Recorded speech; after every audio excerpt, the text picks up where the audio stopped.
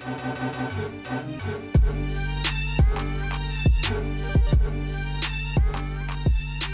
yo. TKU. Happy birthday to you. TKU. Happy birthday to him. I'm packing the air, this gas or what? These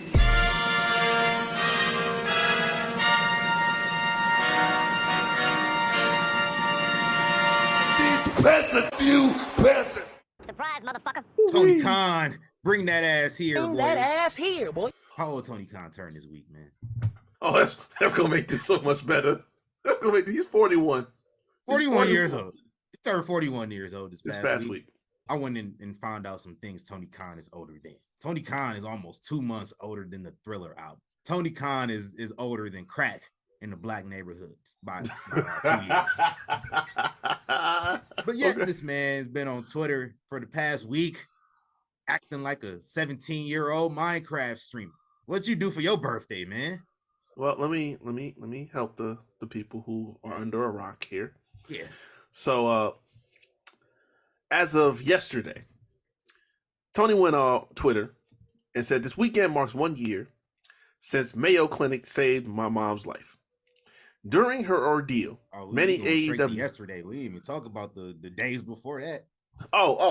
Look, the fan out here, making videos about how they hate WWE fans and shit like that. That's some suicide bomber treatment going on, right? That's some extremist. In the words of the great Snoop Dogg, Hall of Famer Snoop Dogg, I hate you too, little nigga. Yeah, that's some extremist activity that I don't subscribe to. Anyway, during her ordeal, many AEW talent came to me alleging WWE tampering, inducing them to break their contracts. I'll never forget these phone calls at her side in the hospital.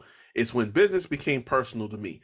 Then he followed that up in a retweet saying, not that I should be surprised, but the same WWE avatar accounts that spam me every day, no matter what I say or what it's about, now turning their wrath to mom recovering from a near-death experience is why I straight hate these people to the bottom of my heart with all my soul.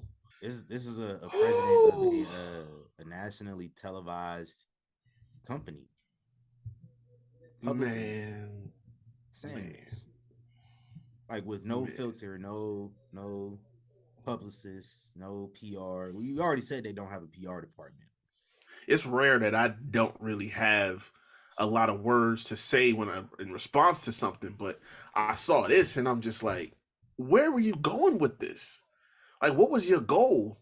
Like, we know you're childish. We know this is how you feel. We know you like to take shots. You the only real mainstream major wrestling promoter that's on Twitter every day. I came to a conclusion this morning, bro. I came to a strong conclusion. What we've seen this past year, and I think probably the year before too, what we've seen is AEW, we've seen AEW slowly become what it truly is. But see, when it started, it was just an alternative, right? We haven't had a real alternative since WCW. They had the right idea. I think Hearts was in the right place, but you had a foundation full of dipshits, and they went and signed a whole bunch of people that had problems, and I even took down a few. You know what I'm saying? Jimmy Havoc, Joey Janela, Darby, just to name a few. And then the years go on, pandemic, stuff like that. In the last couple of years, and then you see some people slowly start fading away. The face of your company didn't renew his contract after 3 years. He said, I'm done. And the fact that in his documentary, he said, I can't tell you why I left the company. He said it wasn't about money, wasn't about booking, wasn't about my status, nothing like that. And he was complimentary about everyone else, from Kenny to the dipshit Bucks to everyone else.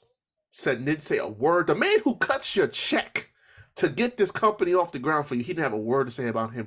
That is telling. You look at that and what's happened since then, like probably your most easily one of the biggest draws in the company, and Jade went to WWE, and even Pepsi Phil left because it was not. Mm-hmm. So what it comes down to, and I think this is where like the light bulb went off for me, AEW is nothing more than a safe haven for toxic wrestlers and their fans. Plain and simple.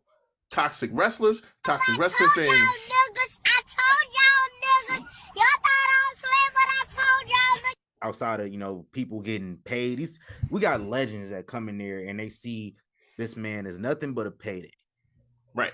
I'm kind of feeling bad, not too bad for Edge because he made the decision on his own, but he did. For this to happen like almost immediately when he gets there, probably having some regrets. That's what I'm saying. And I hate that. I hate to see that for somebody who's done so much for the business in general. But yeah, it's just like, you can't tell me you haven't seen it before. Saw it coming. Like we all saw it coming. For me, after this, listen, I got a lot of love for the people that are in that company. Mm-hmm. No slight to them, but bread. I can't watch with this man running the shows no more. I can't do it. I can't do it. Get him up out of here, or Almost Exclusively White is gonna stay off of my TV because I can't do it no more. But like this man finally has come to the realization and had a meltdown that he ain't him. The 3-time Booker of the Year ain't really him, right? And he can't get the attention he want that attention. Mm-hmm. And he tried to sit with them on some on some Mean Girl shit. You can't sit with us. One of my favorite trash movies. What? Love Don't Cost a Thing. Tony Khan is Nick Cannon in Love Don't Cost a Thing. Like he think he can throw money at a problem and get people to like him. He think he the girl on the Fresh Prince who was buying Will all these gifts, trying to get his popularity and just using him and I'm gonna take all this shit back. He think that's him, but he ain't him. He Nick Cannon and Love Don't Cost a Thing. Yeah, that's facts. And then it's just like you had that realization, the truth hurts. And the truth hurts. You see who on my shirt. Yes, sir. You see who on my shirt. DX let them motherfuckers know.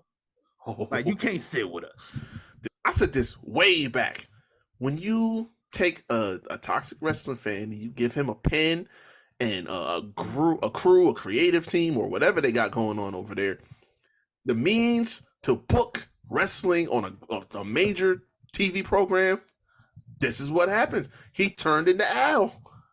And he thought he was that dude. He went from Alvin to Al. Tony Khan gets major announcements every month at least. Right. Like, I thought he didn't want to be on TV. Exactly. Like, what happened to that? Anytime something happens, he got to be the first one. Ego. That's all it was. Everybody feed his ego on the internet all the time. They still doing it this past week. I seen dudes tweeting at Tony like, "It's all right, Tony. We got your back. Got his back doing what? Y'all got to unplug, man, because it's too obvious. Every time something go down, like way too much. Every time something go down, y'all in unison just we support Tony, or we like support them. We support that man. Did all that tweeting this past week because he still didn't bother to address the Juice Robinson thing that happened on Dynamite too. There's lines and there's habitual line steppers. Right.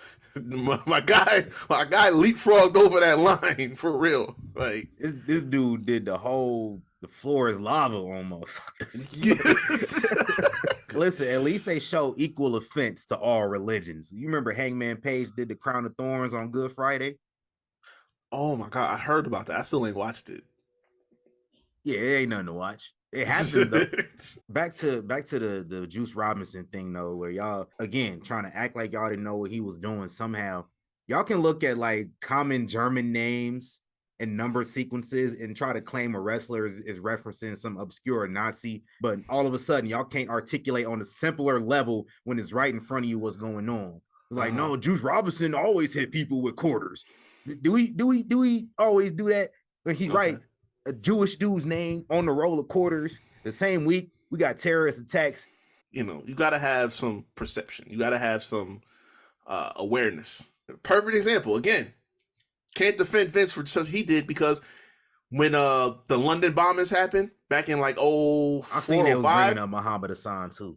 Yeah, exactly. Like I would say, hey, that you shouldn't have did it that week. Same situation here. Like, listen, it's probably not a good angle to put on TV at any point in time, but especially given what's going on, right?